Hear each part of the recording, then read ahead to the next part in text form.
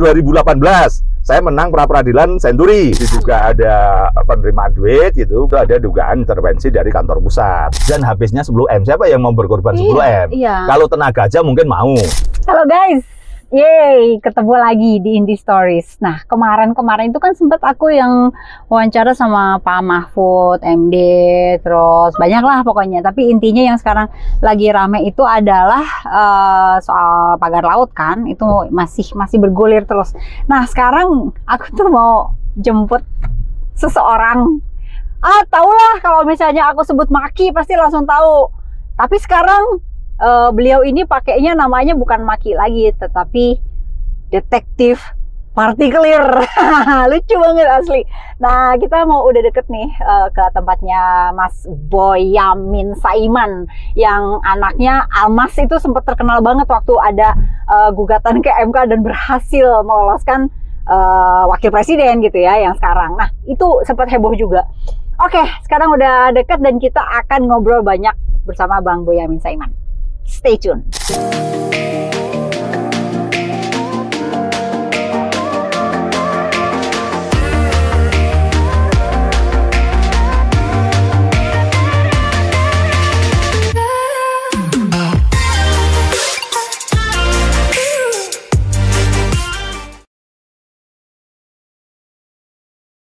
Akhirnya ketemu sama detektif partikelir.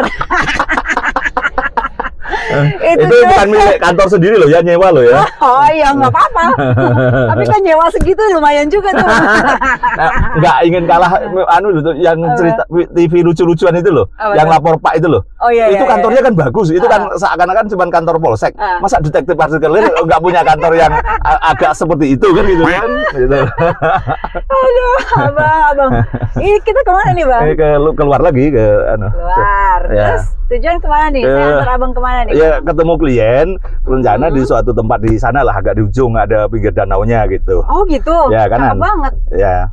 Oh oke. Nanti ada nyusul lagi ke situ gitu. Oke. Kalau Sabtu itu banyak klien yang datang ke sini karena lebih longgar. Oh, gitu. Jadi abang udah menetap di sini nih? Ya, terus lagi. Oke. Bang, itu awal mula nama detektif partikelir itu gimana itu? Kan kemarin tuh nggak ada tulisan dalam kurung detektif partikelir. Lucu banget asli. Apa tuh bang? Karena ini sudah pingin bertransformasi aja gitu. Karena sebenarnya Pak Karni Ilyas kan waktu itu zaman kasus Joko Chandra. Rumah ini kalau rumah. Oh. Tadi kan kantor. Ya, gitu. Oke, sini ya bang. Ya, kanan aja. Oke, terus dari Pak Karni. Pak Karni itu ya detektif ini katanya gitu. Ya udah detektif partikelir kan gitu waktu yang kasusnya Joko Chandra itu kan sampai berseri-seri aku ketawain. Aku itu masuk ILC itu kan diundang, itu aku ingin bukan hanya penonton tapi pembicara utama. Pengen cita-cita itu. Kesampaian lah zaman membela Pak Antasari Azhar. Gitu, menang di Mahkamah Konstitusi, PK bisa berkali-kali. Otomatis karena saya kuasa hukumnya, saya pasti kan jadi pembicara utama di situ. Kesampaian bener aku kan gitu kan, nggak mau hanya jadi penonton gitu kan. Nah, itu tahun 2014-an gitu kan kejadiannya, 2013-2014. Kalau Boyamin Saiman tahun itu belum terkenal kayak sekarang ya Bang ya? Iya, tapi kan sebenarnya kasus Antasari, sebenarnya aku kan sudah sejak awal jadi lawyernya keluarga korban, keluarga Andi Samsudin. Waktu itu kan TV One juga ngundang beberapa kali untuk acara pagi dan petang gitu kan, sampai waktu itu berdebat dengan Juniper Girsang, karena Pak Juniper Girsang kan seakan-akan di kubu sebelah bela Pak Antasari, aku membela korban, kan gitu cerita. Terus kemudian perjalanan waktu keluarga tidak percaya Pak Antasari pelakunya, loh saya ikut aja gitu kan. Nah itu kemudian saya bergabunglah dengan Pak Antasari. Nah, akhirnya saya jadi membela Pak Antasari. Sebenarnya saya bukan berpindah dari dulu tanda kutip menyerang Pak Antasari, kemudian sekarang membela, enggak. Tapi karena saya itu hanya lawyernya dari korban. Ketika korban kemudian tidak percaya dan kemudian bergabung Pak Antasari, saya ngikuti kan itu. Akhirnya saya jadi lawyer korban dan lawyer Pak Antasari. Kan agak aneh nih. Iya, korban dan pelaku. Dan saya buktikan saya Pak Antasari pemohon 1 ke Mahkamah Konstitusi itu, Pak Andi Samsudin pemohon 2, saya pemohon 3 selaku warga negara aja, bukan sebagai lawyer gitu kan, menunjukkan bahwa ini korban ini dan yang dituduh pelaku ini sudah menjadi suatu kesatuan melawan kriminalisasi dulu. Nah, terus dikabulkan di Mahkamah Konstitusi, PK bisa berkali-kali. Terus aku diundang Bang Ardi. Wah, ini habis itu cita-cita kesampaian. Terus habis itu 2018 saya menang pra-peradilan Senturi. Jadi heboh, saya diundang lagi oleh Bang Karni. Nah, itu antrinya jaraknya kan 4 tahun loh. Nah, kasus Joko Chandra hampir seminggu sekali saya diundang. Saya kan jadi mentertawai Bang Karni. Jadi itu cita-cita tuh Bang, pengen jadi pembicara. Iya, ya namanya orang lawyer kan pengen gitu kan. Banyak jadi penonton aja sudah seneng gitu kan, bahkan nggak bicara aja kan seneng kan gitu kan. Nah, aku pengen, cita-citaku pengen jadi pembicara utama gitu kan. Suatu saat, kesampaian tahun 2018 menang Senturi, pra-peradilan Senturi, heboh lagi. Nah, kasus Joko Chandra, minggu ini diundang, minggu depannya diundang. Loh, saya itu diundang kemarin 4 tahun. Ini kok saya tiap minggu jarak kadang-kadang seminggu ini, seminggu depan enggak, seminggu depannya diundang lagi urusan Joko Chandra itu. Terus saya mentertawakan Bang Karni. Enggak bosan apa wajah saya kan gitu ya. Ya ini detektif, masalahnya dicicil-cicil ini informasinya kan, memang sengaja saya keluarkan dikit marah gitu loh.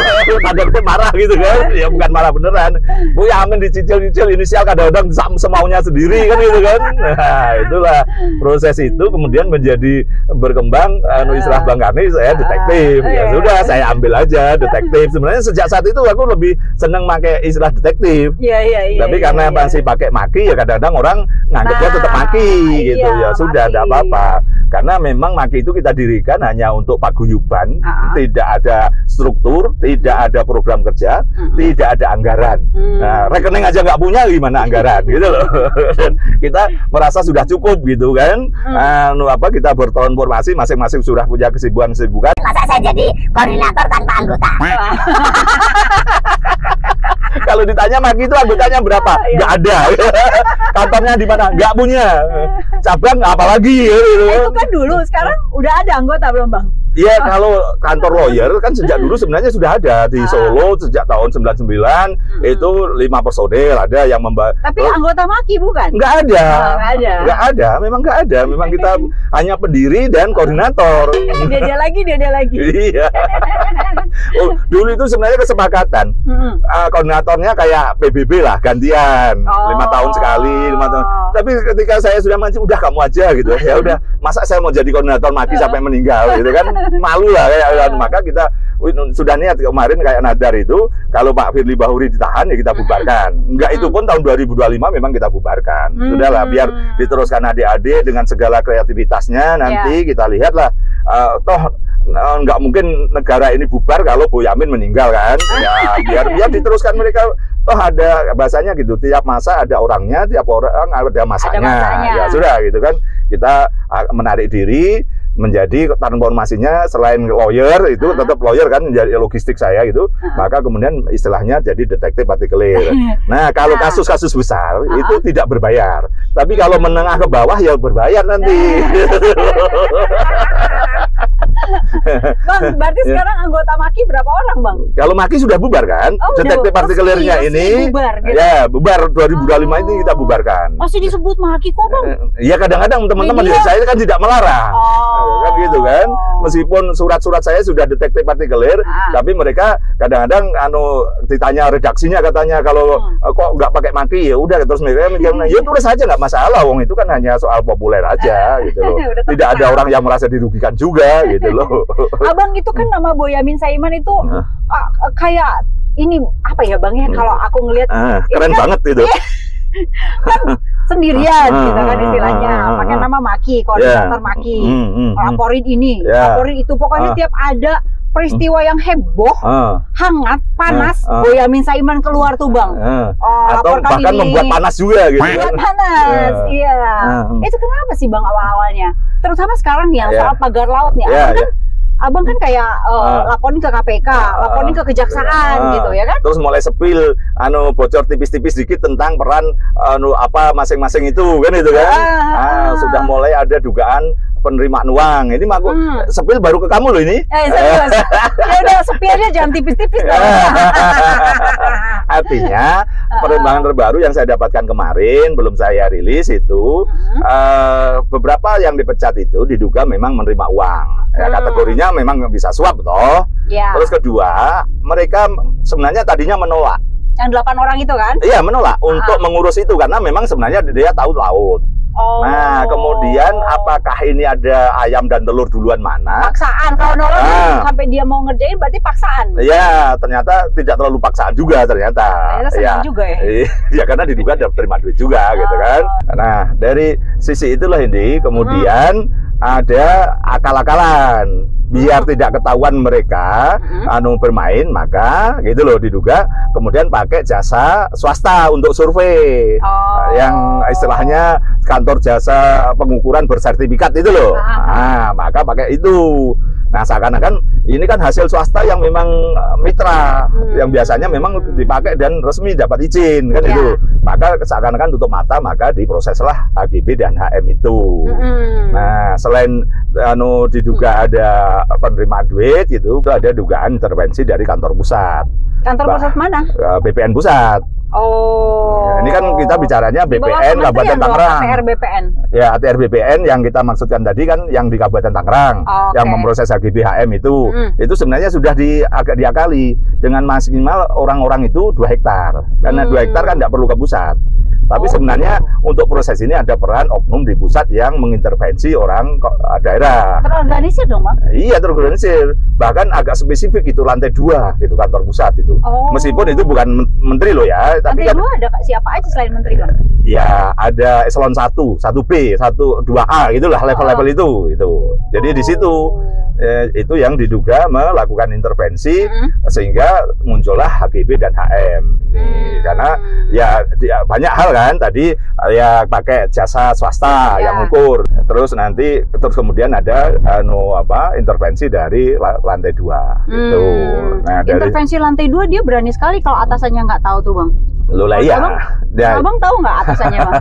Ya mudah ini nanti tugasnya penyidik karena yang itu kan saya dapatnya segitu gitu loh.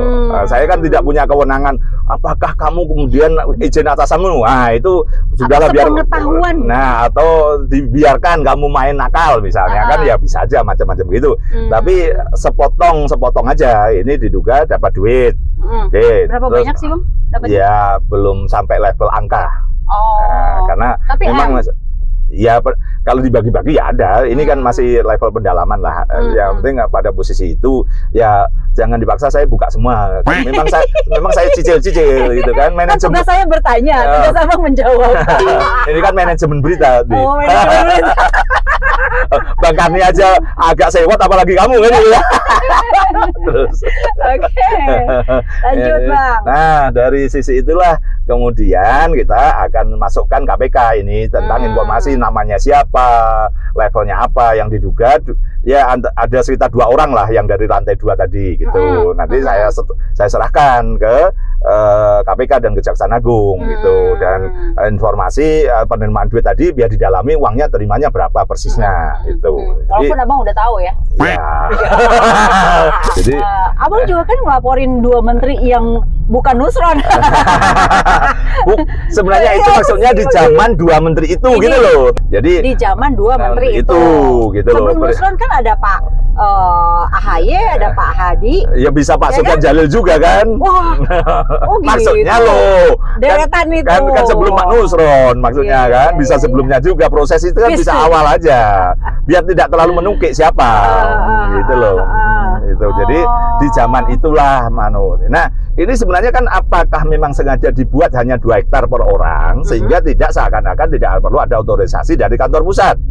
Atau ya memang tadi 2 oknum atau 3 oknum tadi memang udah kamu bikin begitu aja biar seakan-akan tidak terseret tidak kena tangan kotor misalnya kan gitu ya kan bisa aja nanti kan itu biarlah kita serahkan pada penyidik untuk mendalami nanti gitu.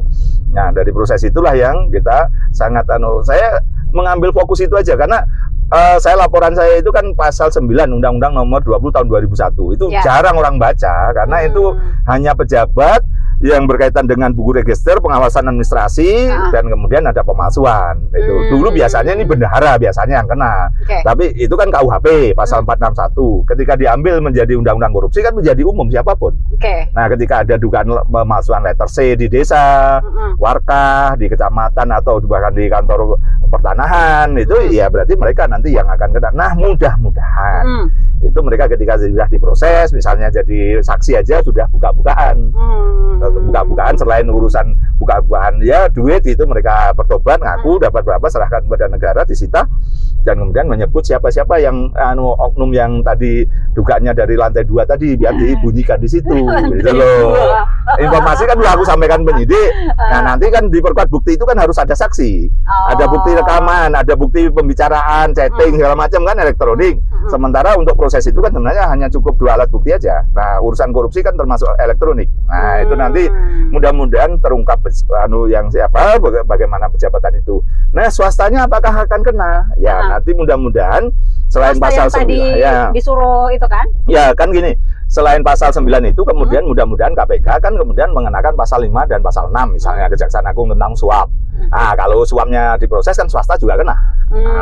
Atau lebih jauh lagi pasal 2, pasal 3 itu tentang perbuatan melawan hukum dan penyalahgunaan wewenang. Nah, itu kan bisa jadi pada posisi pasal 2 dan pasal 3 itu di Undang-Undang Pemberantasan Korupsi ya berarti swastanya juga kena. Ya kita tunggu dan saya kawal gitu nanti kalau KPK atau Kejaksaan Agung lemot itu ya saya gugat pra peradilan. Itu kan spesialis saya. Terus kalau hanya menyasar orang kecil-kecil ya saya gugat juga kan gitu kan sehingga harus abang menyasar. Pokoknya jangan yang kecil-kecil doang harus sampai yang justru itu pengambil keputusan gitu. Ada 2 hal tidak boleh lemot. Kalau lemot saya gugat. Kalau hanya kepada kecil mengorbankan yang kecil ya saya gugat. Saya paksa untuk bisa naik yang lebih bertanggung jawab lebih atas. Yang lebih bertanggung jawab itu sampai level menteri atau presiden, Bang? Numpang tanya. Kalau rumusan tadi ya artinya kan sampai tadi orang lantai 2 yang diduga ini eselon 1 atau 2 itulah kira-kira sampai itu mentok dulu. Sampai di situ ya? Ya, bukan mentok. Paling enggak sasaran saya ke sana. Nah, nanti kan apakah ini menjadi kebijakan yang salah gunakan kayak kasus Senturi? Berarti kalau ke sana ya bisa seperti yang kamu sebutkan tadi. Gitu loh. Kan kebijakan memang tidak bisa dipidana. Tapi kebijakan yang diambil atau digunakan atau cara membikinnya dengan menyalahgunakan wewenang menjadi korupsi kayak kasus Senturi. Nah, kan itu siapa? Nah, kasus Senturi kan kamu tahu sendiri. Akhirnya saya menang pra peradilan itu kan sampai disebut gubernur BI-nya. Itu kan tertinggi toh.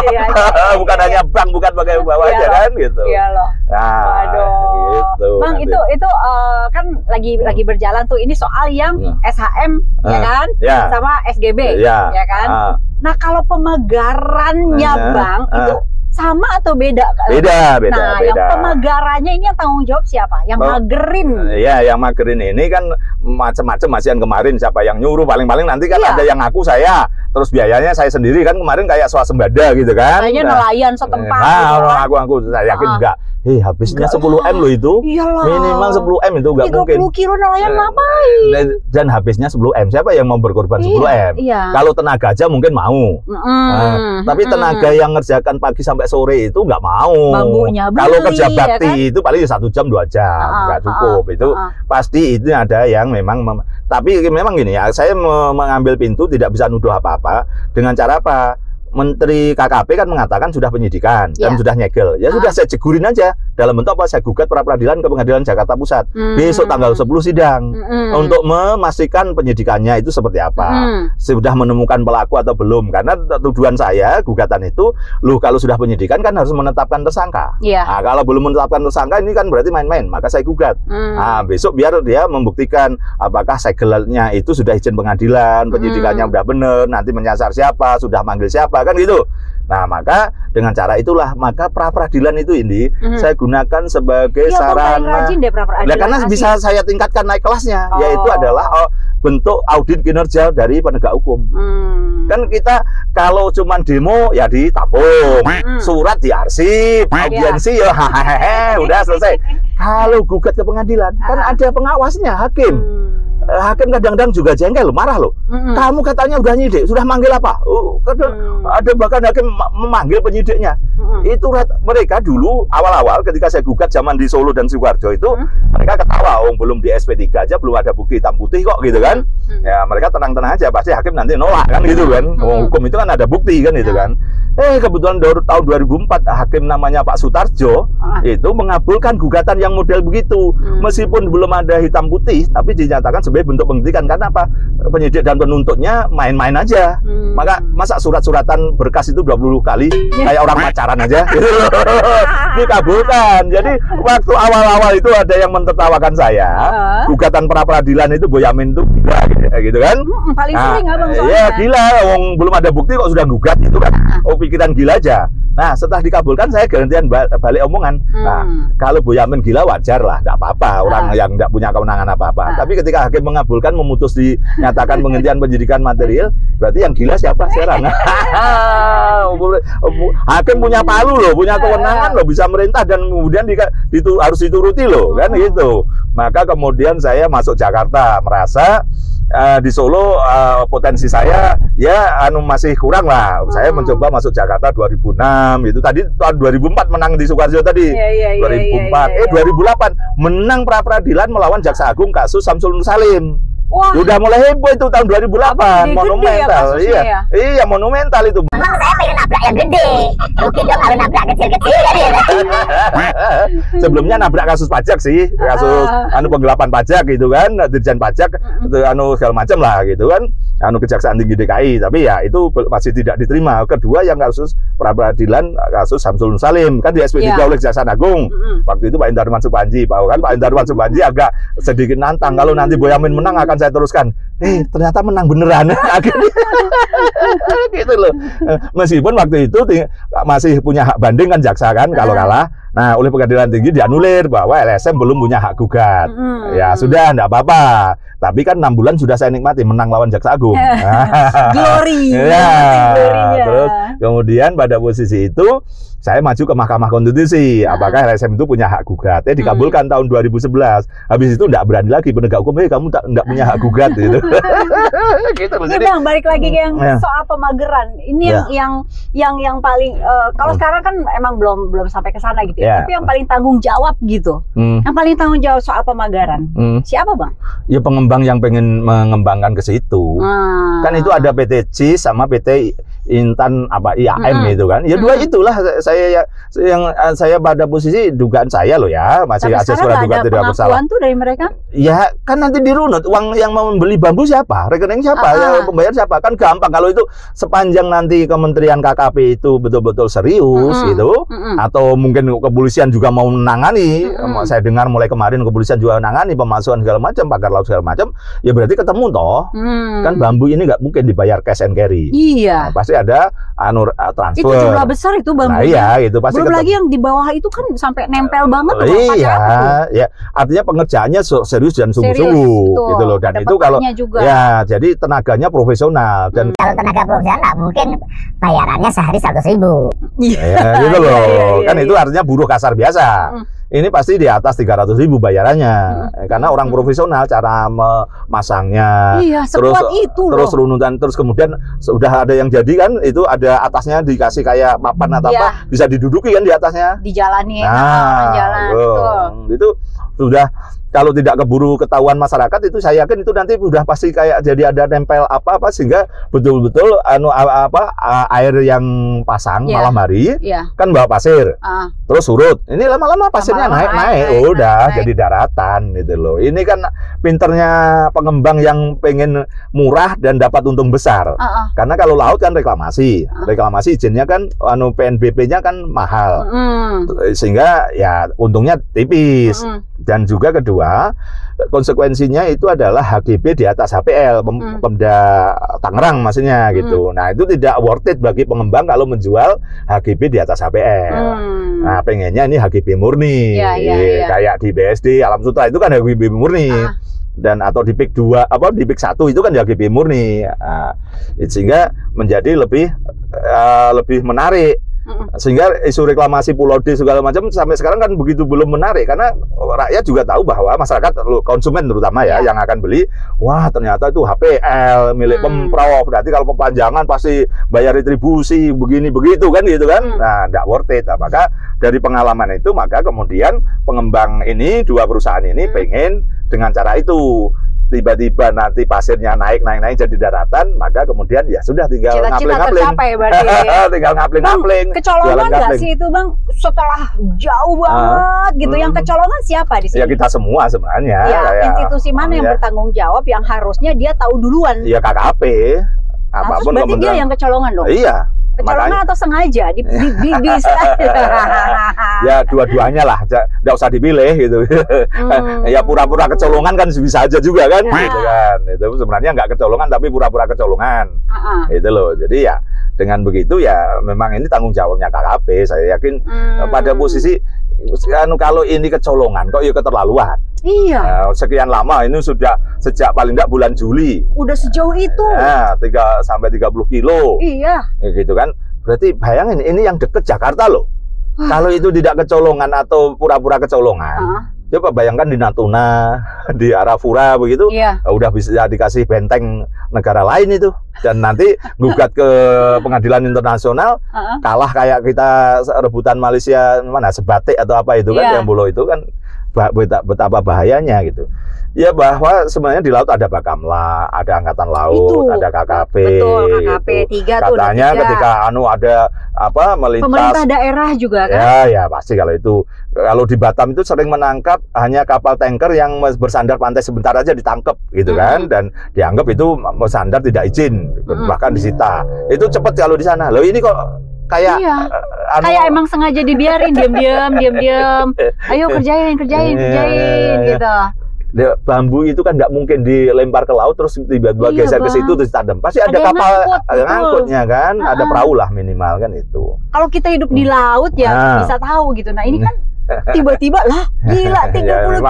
Memang ini aja bahasanya paling gampang itu pura-pura sengaja kecolongan. Rasanya kalau gitu sukses syukur ya udah deh gitu. Itu kan betapa itu kan pembebasan paling tinggi kemarin saya tahu itu dari akte jual beli dari 6 hektar itu hanya 5 miliar. Itu semeter berapa? Kan di bawah 100.000. Kasihan ya Bang ya. Itu kan. Nah, kemudian ketika dijual jadi kapling-kapling ketika dijual jadi kapling-kapling, lakunya per meter 50 juta. Betapa selisihnya begitu. Tapi sebenarnya rakyat juga untung. Memang sebenarnya rakyat ini tidak punya apa-apa. Yang ada itu kan hanya surat garapan yang sebenarnya tidak ada lahannya. Iya, lahannya laut itu. Nah, ini beberapa kali diperjualbelikan di antara mereka dan makelar segala macam. Bahkan harganya dulu tahun 2012 itu bahkan untuk 2 hektar aja cuma 5 juta loh. Karena tahu surat garapan, bukan garapan beneran, nggak ada lahannya gitu loh. Dan itu cari surat segel untuk tahun 82 supaya seakan-akan surat garapan itu dibuat tahun 82 karena alasannya abrasi hilang. Itu ada capnya kepala desa, ada capnya RT RW gitu. Nah ini kan hanya yang diperjualbelikan dokumen gitu loh sebenarnya. Nah ada kejadian-kejadian yang inilah yang menjadikan data saya agak banyak itu karena kemudian ketika ada kepala desa berganti, nah itulah kemudian bermain. Tadi tanah-tanah garapan tadi milik siapa dicabut, dikasihkan tim suksesnya, dikasihkan familinya. Karena dibeli nggak boleh. Ini kepala desa yang pakai Rubicon itu Bang? Ya, beberapa. Iya, kan harusnya orang desa yang tahu gitu. Orang kecamatan. Justru itu orang desa tahu ini hanya jualan selembar kertas. Lumayan loh, lembar kertas paling-paling cari surat segel 50.000. Terus surat berapa? Tulisan tangan berapa? Lagu 5 juta kan seneng aja. Iyalah. Tapi yang menimbulkan masalah kemudian yaitu tadi ada kepala desa baru terpilih, tim sukses, dia mencabuti punya orang. Garapanmu dinyatakan tidak berlaku dan diberikan kepada tim sukses, kepada familinya. Yang nggak pengen jual tadi kan ya pengen, wah nanti suatu saat kalau benar ada reklamasi kan lebih mahal. Nanti saya jual nanti aja. Marah, komplain lah, kemudian bocor gitu loh, mulai rame, sebagian ada yang datang ke saya memberikan informasi tadi, ada akte jual beli, ada cerita surat segel yang sebenarnya bukan tahun 82 tapi dibuat tahun 2012 paling cepat itu, paling muda paling tua 2012, artinya 2011 saja nggak ada. Nah, itulah kemudian surat segel itu sampai nyari ke Jakarta itu. Dulu surat segel atau materai yang tulisan 82 itu dapat aja itu. Kadang-kadang beberapa orang-orang Madura yang berdagang di depan kantor pos itu kan kalau kamu nyari materai tahun 70 aja kadang-kadang punya itu. Bang, data-data kayak gitu Abang dapat dari mana sih? Ya, alhamdulillah rezeki anak soleh sebenarnya ya cukup duduk dia manis. Ada orang yang ngasih aja gitu. Ya karena kredibilitas itu kan sudah saya bangun lama. Itu kuncinya salah satunya di situ. Dari 2000 berapa yang ILC pertama? 2004? Enggak, 2018. 2018. Sorry, kalau bicara Pak Antasari 2014. Ya, 2014 yang kasus Pak Antasari Asyar yang PK berkali-kali itu. Nah, di situ kalau data, karena saya utamanya bahasanya yang paling sederhana orang jadi percaya itu bahwa data itu tidak saya jadikan duit, itu aja. Orang kemudian percaya. Itu Bang, abang ini kan tiap ada peristiwa besar besuk gitu. Tiap ada apa-apa. Kadang-kadang terlambat gitu, aja. Kasus Joko Chandra itu sebenarnya saya terlambat loh. Nah, saya dikomplain teman-teman Tempo, masa kamu nggak bisa cari datanya? Waduh, ini meragukan saya ini masuk. Itu, nah maksudku gini, apa untungnya sih Bang, masih buat abang hanya sekedar nama atau ada material di situ Bang? Enggak, kalau sebelum declare detektif partikelir ini belum ada. Nah, karena itu pada posisi tetap punya pamrih, punya rating. Sementara saya punya kantor lawyer. Nah, dengan nama saya terkenal, ya kantor lawyer saya ada yang membeli jasa saya. Dan rata-rata ini adalah pihak-pihak yang pengen tata kelola baik. Misalnya pemborong selalu kalah padahal dia pengen benar dan pengen memberikan pekerjaan yang baik. Nah, kadang-kadang mereka dan diakali untuk kalah, dicari-cari kesalahannya. Beberapa datang ke saya. Nah, otomatis saya sebagai lawyer yang punya pengalaman itu, maka kemudian saya juga dapat upah dan bisa membela dia. Terus berikutnya tambang batu bara nih yang paling agak rame. Sering kan mereka ada caplok-caplokan begitu kan. Nah, ada beberapa yang kemudian mereka merasa ini sudah menjadikan itu usaha lama dan tidak masalah, tapi dikerjai orang. Datang ke saya. Kadang-kadang kan dilaporkan polisi, itu kan kadang-kadang polisi ya menindaklanjuti. Kadang-kadang mereka udah takut dikriminalisasi, datang ke saya bela dan kemudian ya aman gitu. Nah, dari beberapa itu, dan misalnya dulu yang paling pertama saya tangani kasus pengacara saya itu adalah jasa keuangan, bank, saham, asuransi. Nah, di situ berarti ngebangun nama ya Bang? Iya, nama itu kan dibangun pelan-pelan. Nah, jasa keuangan ini kan cari lawyer yang memang betul-betul sungguh-sungguh tidak neko-neko, tidak nakal, tidak nyuap segala macam. Karena mereka kan kepercayaan. Tapi mereka juga butuh kerahasiaan. Nah, saya bersedia tidak mempublikasikan klien bank gitu loh. Nah, maka diambil lah. Itulah jasa retainer saya bisa diambil. Alhamdulillah ya, ada yang 10 juta, ada yang 50 juta. Pernah yang belakangan tambang itu ada yang ya maaf ya di atas 50 juta dikit lah, tapi kadang-kadang ada yang putus gitu ya, namanya lawyer kan ini jualan jasa. Kadang-kadang ya pernah 2 tahun nggak dapat, ya boleh-boleh aja, ya kita nikmati. Tapi bahwa proses-proses itu logistiknya sudah jalan, kemudian saya menikmati itu, bahwa nama saya ini populer itu ternyata kayak artis, punya rating. Karena lawyer di Jakarta ternyata harus punya rating untuk laku.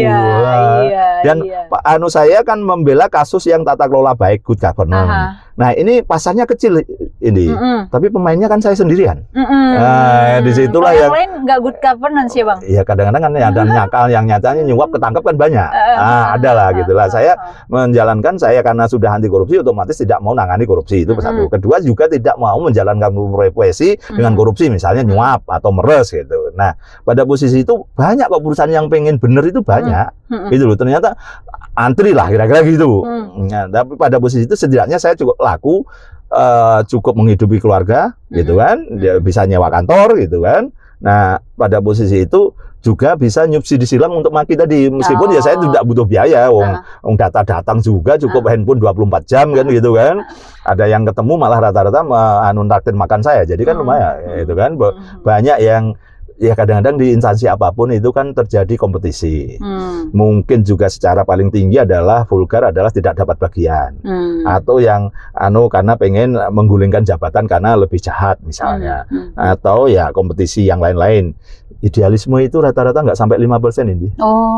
Orang lapor korupsi atau memberikan data ke saya itu yang karena idealisme itu ya paling-paling ya maksimal 10% lah. Sisanya 90% karena pamrih, ada pamrihnya, bukan ya karena itu tidak dapat bagian atau pengen menggulingkan politik, misalnya wakil bupati ingin menggulingkan bupati sehingga kasusnya kalau kuat ya saya ambil kan gitu. Bahwa wakil bupatinya nanti kemudian jadi bupati nakal ya saya hajar lagi. Gitu loh. Jadi tidak ada istilahnya komitmen pribadi bahwa saya akan bela dia terus enggak juga gitu loh. Ada bupati saya hajar, wakil bupati ketika naik saya hajar ya masuk penjara dua-duanya gitu. Berarti istilahnya tanda kutip dewanya abangnya apa?